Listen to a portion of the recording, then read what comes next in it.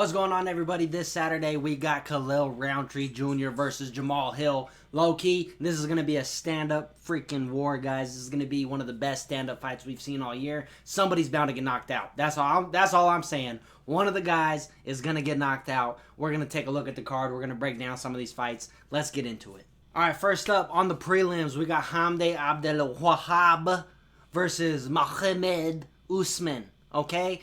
I'm betting on black on this fight. We betting on black on this one. Listen, I don't think Hamdi Al-Khalawab is that great of a fighter. We've seen him before. He's really slow. Listen, Usman ain't the best either.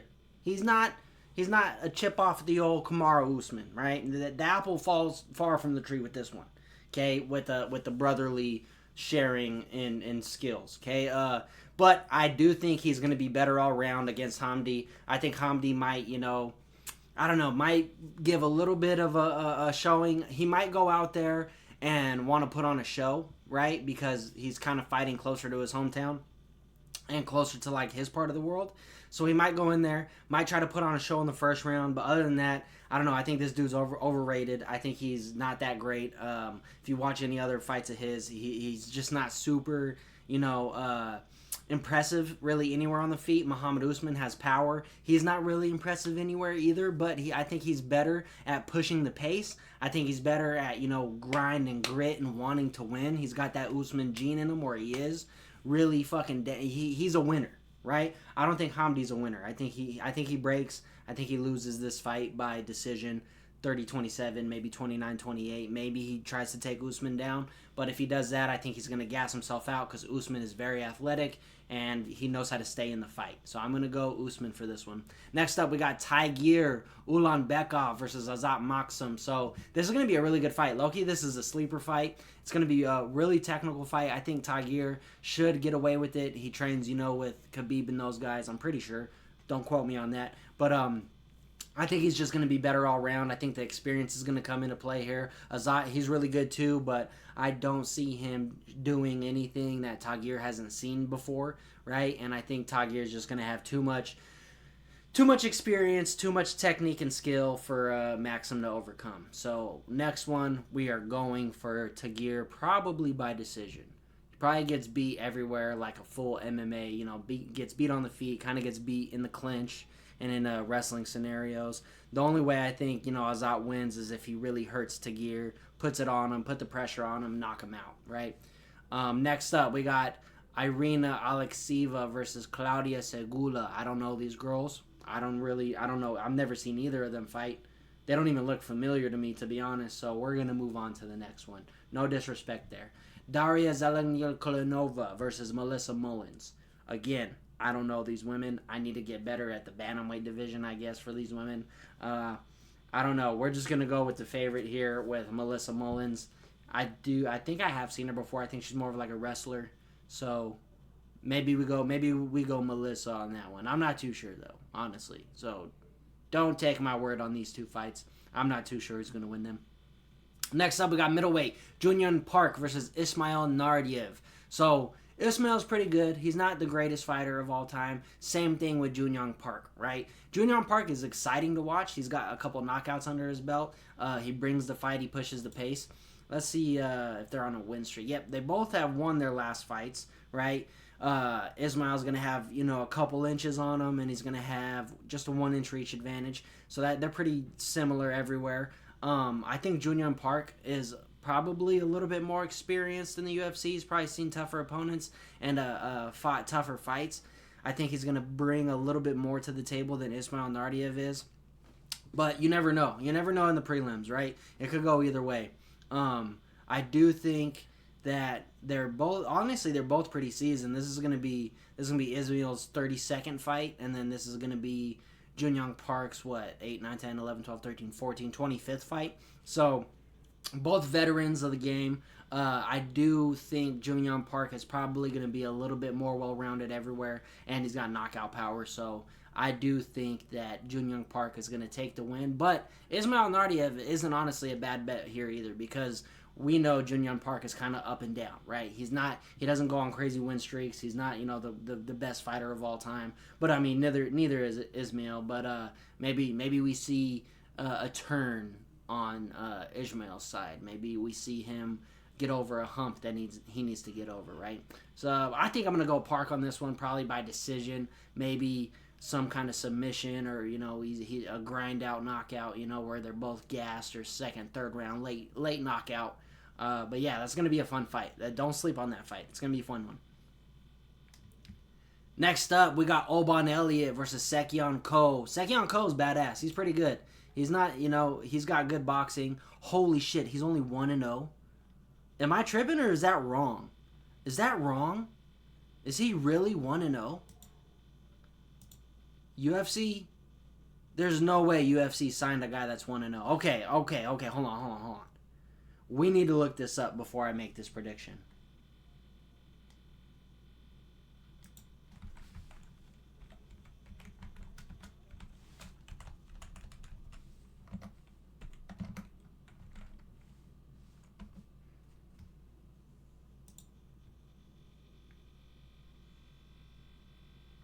All right, we got the real record here. That was I don't know why the fuck they put that at 1-0 for his record. He's 11-2.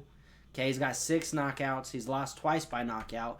I don't think Obon Elliott is gonna knock him out. I think Obon Elliott is really good everywhere. He's decent, not decent. He's well rounded, very well rounded. He's gonna have a 2-inch reach advantage, a 1-inch reach advantage, 2-inch height advantage. They pretty much got the same experience, but Obon he's 3-0 in the UFC, and I think this is Ko's debut besides the Dana White contract series that he had. So I'm going Obon Elliott off of experience here. I think Ko might feed into that UFC jitters maybe for his first fight in, but don't sleep on that either, right?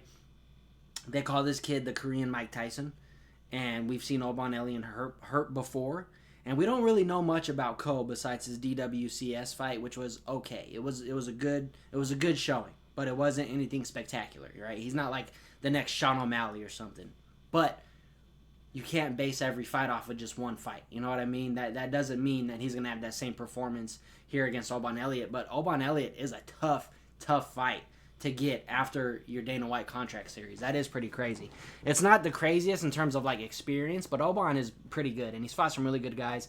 Oh, he's fought some guys as well, So I think this is going to be a little bit closer. This one's a little bit of a toss-up. I wouldn't really be mad picking Ko either, but I think Obon Elliott, from what we've seen, is better everywhere, right? I think he's going to have a better ground game. I think he's going to have a little bit better, time on the feet. So Obon Elliott isn't he's not shy from being under those UFC lights, and I think he's going to shine when the night comes, because it's going to be a good fight, and he's got to go in there, take out this young gun, this young prospect, who a lot of people are giving a lot of hype to. So I see Obon going out there and doing his thing, but just don't sleep on Sekion Ko. He could be, this could be his showing, his breakout fight, but we'll see. I got Obon Elliott by submission or decision. I think he could either submit him early. He could submit him whenever, right? First, second, or third round. And then I think he could, just kind of, beat him up on the feet a little bit, outstrike him, and then go to the ground, clinch him up, kind of just beat him everywhere for the decision win there. Next up, we got Muhammad Naimov and Bogdan Grad. Muhammad Naimov. I don't really know either of these guys. I think I've seen Bogdan Grad fight before. I think Naimov, if I'm not mistaken, is pretty damn good. I don't really remember. I don't really remember. His last fight, he's won. It doesn't show Bogdan's last fight. Both with really good records. 12-3, 15-2. Those are really good records.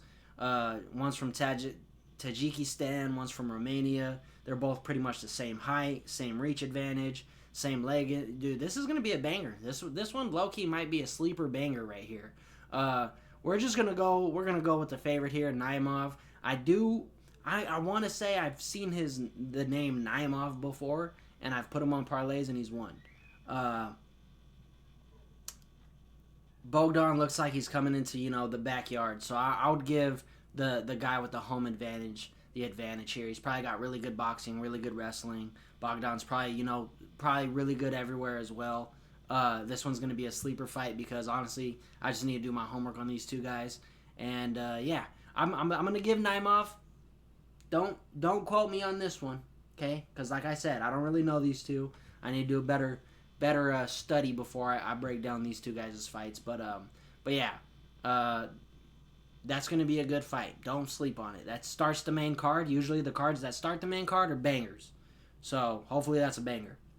Next up, we got Nazim Sadikov versus Nicholas Mota. This is going to be a really good fight. I think I got Nazim. He's really fucking good. Don't get me wrong. Nicholas Mota is good too. He is good. But I like Nazim. He's really good everywhere. He's got really good boxing. He's got good kicks. He's got really good wrestling. I think he goes in there and he either beats the shit out of Mota or he beats him in a very, dominant decision. He either stops him or gets the decision win. I could see him submitting him too, getting like a rear naked choke or some kind of guillotine front headlock, something like that. But yeah, I'm going Nazim here. This is going to be a really good fight. Nicholas Mota though, don't sleep on him. Don't sleep on him. He can find a way to win this fight. He is really good. He's game. And he don't quit. He's really good everywhere as well. But I do got Nazim on this one. I just think that the level of talent with him is gonna outshine Nicholas Mota's talent, and this is obviously gonna be his 17th fight. I think it's gonna outshine that as well. I think Nazim is the truth. Next up, we got Tofik Mazayev and Oralbai. This is going to be a pretty good fight, too. I know Oralbai's pretty good. Tofik Mazayev, I think, is making his UFC debut, and the dude's a monster. Like, the dude's a monster. Look at that dude's fucking shredded. Holy shit. That dude is fucking very shredded. But, he is making his debut, and that does play a factor, right?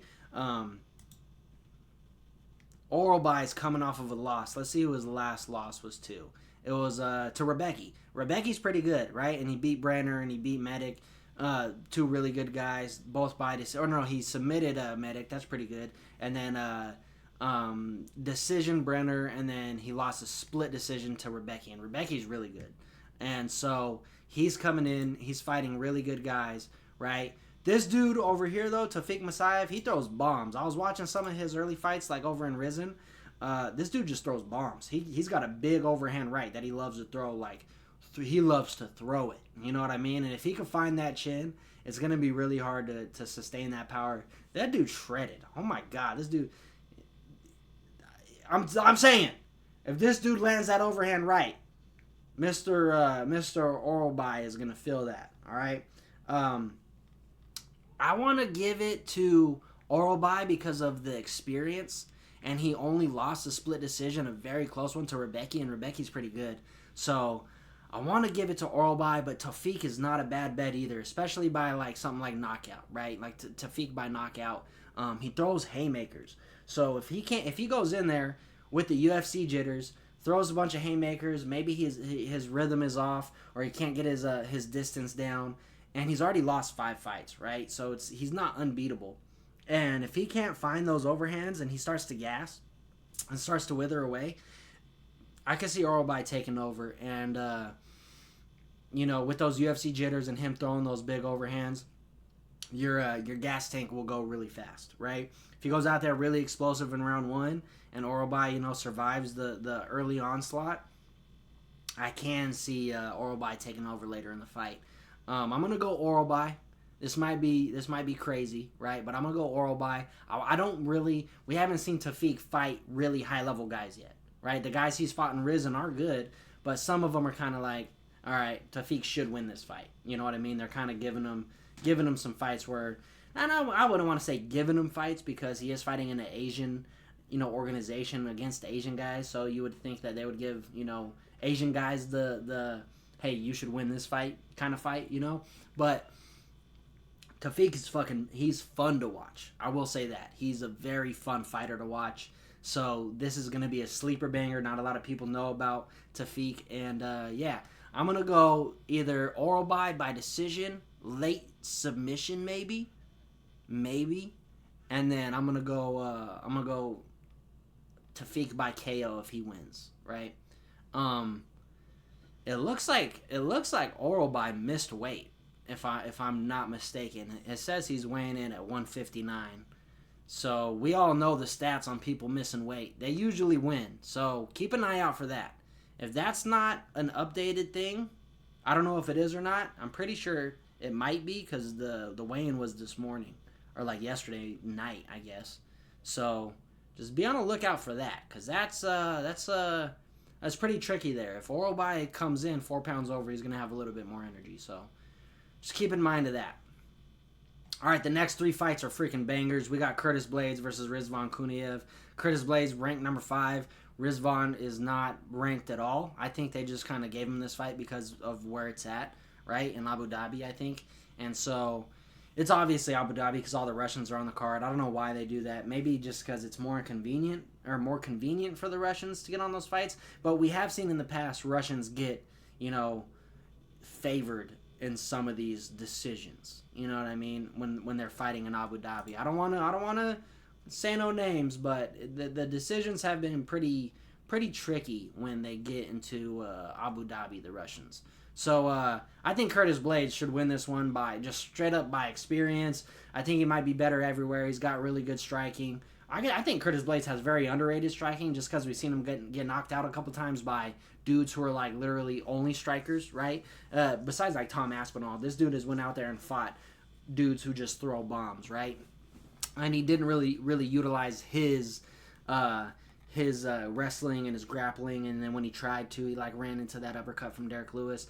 But who was Curtis Blades' last fight? Was it Tom Aspinall? And if it was, yes, it was, and that was a while ago, right? That was last year, so he's gotten a year to really get his bearings underneath him. And then his last win was against Almeida, and then he got that TKO, probably ground and pound, I remember, and then he lost to Pavlovich by KO. So Curtis Blades is susceptible to getting knocked out, right? And it says he beat Aspinall by KO in round 1, 15 seconds. Yeah, no, that's totally wrong. They need to update that. That was pretty much a no contest due to injury for Aspinall. But then he beat Chris Dawkins, and then he beat Rosenstrike by unanimous decision. But yeah, those KOs, they do wear on you. So Blades just needs to make sure, because I don't really know Rizvan's game like that, because obviously he's not ranked, so I don't really think I've seen him fight before.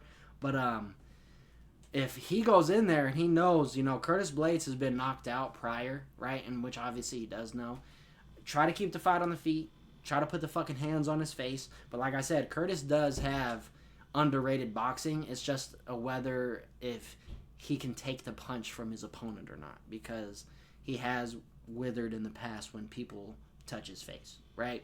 So if I'm Curtis Blades, man, I'm mixing it up. I'm putting him up against the cage. I'm taking him down. I'm not letting this guy fight me on the feet fresh. You know what I mean? I'm taking away his arms by kicking him, by clinching him, by taking him down, making him work, making him, feel my weight, and then, try to ground and pound him. Just work to your strengths, bro. This is a dude who's not ranked. Don't risk it. If you've been knocked out on the feet multiple times in your career, and you're going up against an unranked fighter, stick to your strengths. Wrestle him, get him up against the cage, take him down, and play to your advantage. Dude, you beat Almeida on the ground, bro. And that's not an easy thing to do. Almeida gets people down and he finishes them. I think you could do that to this guy. So stick to the game plan, wrestle him. I got Curtis Blades by, either a TKO finish or by decision. Next up, we got a banger alert. Rafael Faziev versus Ignacio Bahamondes. They're both really fucking good. I think Ignacio is finding himself, right? He's on a win streak. He's been looking really, really good lately, but you cannot sleep on Rafael Faziev. He is a technician on the feet, right? And I think people are counting him out because Ignacio's this up and comer. He's young, he's long, he's lanky, but you cannot sleep on Rafael Faziev's kickboxing. His kickboxing is good as long as he keeps it on the feet, as long as he moves his head, uses his kicks a lot, because he's gonna have to close distance against a tall fighter. I think he's gonna do very well if he can stick to that type of game plan, throw big looping shots, keep his head offline. Listen, it's nice being a rangy, tall fighter, but I'm telling you, it's hard fighting a short guy who ducks his chin. So you're just punching the top of his head, and he's throwing looping punches over. It's hard to fight those kind of guys. Trust me, I know. I spar with Christian on TV Dodd. Sometimes it's hard to fucking punch his face because he just tucks his chin and he throws looping punches. And I'm trying to be nice and long, nice and rangy against that kid. Don't let him eat up distance on me too much. But it's hard fighting guys like that, fighting short, smaller guys that do a really good job with keeping their head offline. If I'm Ignacio, I'm using straight punches and I'm throwing a lot of kicks. So anytime Rafael Fizayev's head gets offline, when he throws a punch, I'm throwing a kick there, right? We know Rafael Fizayev is really good at leaning away on kicks. So you have to set up your kicks with punches, or you throw those kicks to counter Rafael Fizayev's punch. So if he throws a left hook, you're throwing a left kick to the head. If he's throwing a right hand, you're throwing a right kick to the head. Make him crash in to your kicks when he gets when he gets his head offline while throwing his punches, if that makes sense, right? So we need to see a lot of that from Ignacio. Ignacio is really good on the ground, so Fizayev needs to keep the fight standing. We haven't really seen a whole lot of Fizayev on the ground, really, but people are saying, Fizayev is taking this fight after getting, beat up by Gaethje. He's taking this fight, very soon. That fight was what? March, April, May, June. It was 2-3 months ago. I think that's enough time. He didn't get knocked the fuck out. He got beat up a little bit, but it's not like he got, beat up really bad. And I guess, he did get knocked out or TKO'd by Gamrot in the fight before that. And then Gaethje, whooped his ass in that first fight really bad. It's hard to say, man, because he's really good on the feet too, but Ignacio is dangerous, and I think it's going to be a really good fight. I think it's going to be a really good, really close fight. If I were to give it to anybody, I'd probably give it to Ignacio because he's a little bit younger. He's a little bit more hungry, I would say, but don't sleep on Rafael Fizayev. My heart says Rafael. I'm going to be rooting for him, but my brain is picking Ignacio. I think he's finding his own here. I think he's sharpening all the tools, and he's finally finding his true, potential, I guess. He's finding his actual skill set, his style, and I think he's sharpening all his tools. And Rafael Fizayev has been in wars, though. That's my thing. He's fought higher level competition, and all that does, especially even when you lose, what that does is makes you a better fighter. And then he got beat by Gamrot, and then he took the Gaethje fight on short notice. And he didn't look that bad against Gaethje the second time around. Like, Gaethje did look a little bit slower. There was, I think, the first round, I was kind of like, damn, maybe Gaethje might lose this one. He might lose the rematch. But Gaethje brought it back around in that third round, dropped him. And, but that's Gaethje, man. He hits you with that uppercut of that right hand, it's going to fucking hurt. I want to see Ignacio just be a smart fighter here. Don't look for the knockout, because Rafael Fizayev, if you try to force anything on a guy that strikes that good, he's gonna make you pay for it. I'm gonna go for Rafael Fizayev. Actually, I changed my mind. I think if he hones in his tools, his experience, and he goes in there and he fucking puts it on Ignacio, that's what you have to do to a young and up and coming guy. You got to put it on him, make him understand that you're the vet. You've been in there with the better fighters, and prove it, right? Don't play into Ignacio's game plan. Don't sit at the end of his punches. Rafael has gassed a little bit later on in the fight, but Ignacio, we haven't seen him with the craziest gas tank either, so who knows if he's going to have a better gas tank later on in the fight, especially taking a lot of those body kicks. So Rafael Fizayev is going to throw a lot of body kicks. Okay, so be aware of that. Yeah, I'm going to go Rafael. I think he has a little bit more tools, a little bit more experience. But like I said, I was picking Ignacio at the beginning, so don't be surprised if Ignacio wins. But I'm going Rafael Fizayev by a decision in a complete war of a fight, if not a TKO. That's the only way he wins. All right, now the sleeper fight of the night. I mean, sleeper fight because this fight should be getting all the MMA fans fucking buzzing, bro. Jamal Hill versus Khalil Roundtree Jr. is an absolute banger. I don't care what nobody says. Let's hype this fight up a little bit more. This fight is a fucking banger. Jamal Hill's never been in a boring fight. Khalil Rountree's never been in a boring fight. Maybe earlier on in his career. But now that he's ever since he went to Muay Thai and came back, this dude is a fucking beast on the feet. Right? I do think technically he's a better striker. He hurt Pereira in that fight early on. I think Pereira was playing with his food a little bit. Right? I do think that. But he did hurt Pereira early on in that fight. Jamal Hill, though, if he lands that right hand, bro, he's got a mean right hand. He's got good boxing. He's not the most technical boxer, but he's still really good. I think people are like, oh, he's a brawler. He knows how to fight. Bros, he's technical too. Like, yes, you need, you need to be able to fight. You need to be able to be a dog. But, like, don't get me wrong. The dude is technical as well. You know what I mean? Like, it's not like he's not technical. People are kind of not giving him his flowers for being that as technical of a fighter, right? And I think Khalil Roundtree Jr. is overshadowing his skill set a little bit, right? Because Khalil is very technical on the feet. I think if Khalil goes in there, beats up his legs, especially that calf kick early on, it's going to slow Jamal Hill down. I think it's going to be very important because Jamal doesn't really throw a lot of kicks anyway. So take out his calf, get rid of his boxing, stay, bouncing on your toes, stay moving, create those angles. And, not like bouncing on your toes in the way where, like, you're not, doing your Muay Thai.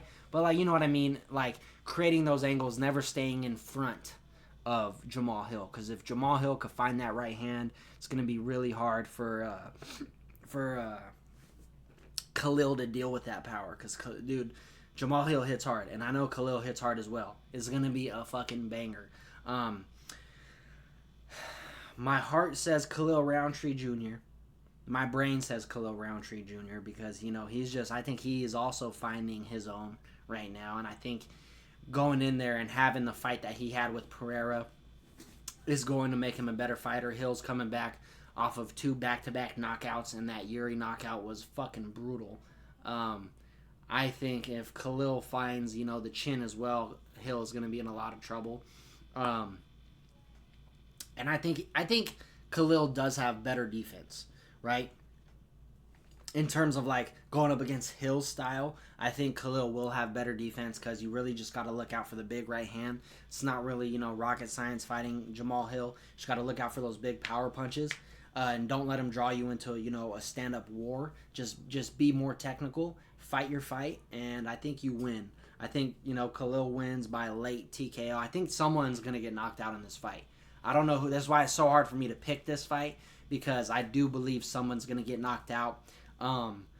If Jamal Hill can find that right hand, I know I'm a broken record. If he can find that right hand, Khalil Rountree's going to be in trouble because let's not forget, like, he did have a really good showing against Pereira, but Pereira stopped him in the end. And it wasn't a clean knockout. Pereira, knocked him out on the feet. TKO'd him standing. So Khalil Roundtree Jr. can wear a fucking punch. And I think he could give a punch just as better than he could fucking take one. So I'm going to say Khalil by late stoppage. I think it's going to be a fucking war until he finds, Jamal Hill's chin clean, and then he's going to drop him. Then he's going to march him down. He's going to pick him apart. And, I got Khalil Roundtree Jr. For the main event. I'm looking for a lot of low kicks, a lot of kicks, inside, outside, beat up the calf, I would say. Since he's a little shorter, you could get to that calf a little bit easier. And, if I'm Jamal Hill, like, don't let him bully you with the kicks. Do not let him bully you. Volume in your boxing. You got to put more, because he's going to be kicking a lot. Khalil's going to have volume in his kicks, so you got to have volume in your punches, right? You can't just look for that knockout punch. You got to split his guard. He's going to be, nice and high. You got to split that guard, right? Khalil's going to be nice and high with that Muay Thai stance. He doesn't just always stand in a Muay Thai stance either, just because he's been doing a lot of Muay Thai. He doesn't just do, his Muay Thai stance. He is bouncy. He does move his head really well. But try to split the guard, make him run into your heavy shots. And, maybe, same thing. When he gets his head offline, throw some head kicks. But we'll see. But I do got Khalil Roundtree Jr. just edging it out barely, finding that chin. But yeah, that's my picks for the fight card this weekend. It's going to be early in the morning, so I won't be able to do a fight companion because I have work, and then I have a jiu-jitsu tournament I have to go coach at later that day. So hopefully I can even catch the fights. Hopefully. I want to be able to especially watch the main event. If anything, I'll just watch it later when I get home. Stay my ass off of Instagram, and don't spoil myself. I'd like to go home and watch the fights for the first time. So anyway, make sure you guys like and subscribe. I will be seeing you guys on Sunday for the Khalil Roundtree Jr. and Jamal Hill aftermath. So don't miss that either. We'll be talking about all the fights and how they all played out after that. So I will be seeing you guys later. Peace out, everybody.